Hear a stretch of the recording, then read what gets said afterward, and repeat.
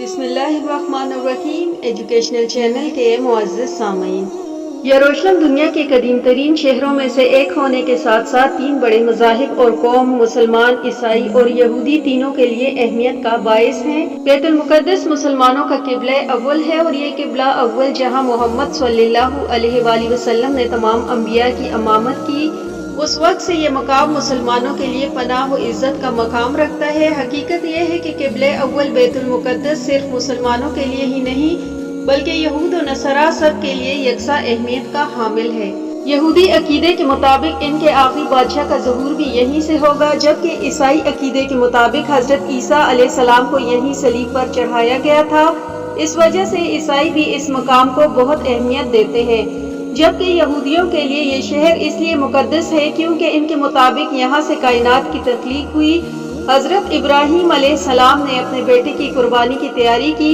इसके अलावा यहूदियों के अजीम मोहब्बत हैकल सलेमानी, जिसको हज़रत सलेमान अलैहिस्सलाम ने तामीर किया था, वो भी यहीं मौजूद था, जिसको बाबिल के बादशाह बख्तनसर ने 586 कबल मसीह में तबाह कर दिया था, लेकिन इसकी बैरूनी दीवार छोड़ दी गई। यहूदियों के मुताबिक एक वक्त आएगा जब पूरी दुनिया में सिर्फ यहूदियत का बोलबाला होगा और इसराइल इसका मरकज होगा। इसलिए यहूदी हैकल सलेमानी की तामीर और तोसीक करना चाहते हैं। इस बना पर यहूदियों की ये साजिश है कि वो अपनी सल्तनत को वसी से वसी तर करे, जिसकी बिना पर वो फ़लस्तीन पर तो काबिज ही रहे, इसके साथ साथ वो शाम, मिस्र और उर्दन पर भी निगाहें रखे हुए है।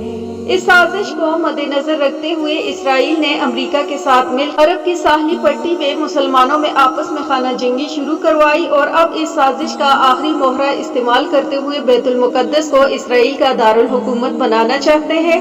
कुरान पाक व अहदीस और तारीखी हकायक से ये बात वाज़ह है कि अल्लाह ताला ने बनी इसराइल को कई मौक़े अता फरमाए, मगर वो अपनी बदअमालियों में घेरे रहे। चुनांचे बतौर सजा फरमान यहूद को पूरी दुनिया में मुंतशिर कर दिया गया। इसके बाद ईसाई कौम ने यहूद पर जुल्म व सितम के पहाड़ तोड़ दिए।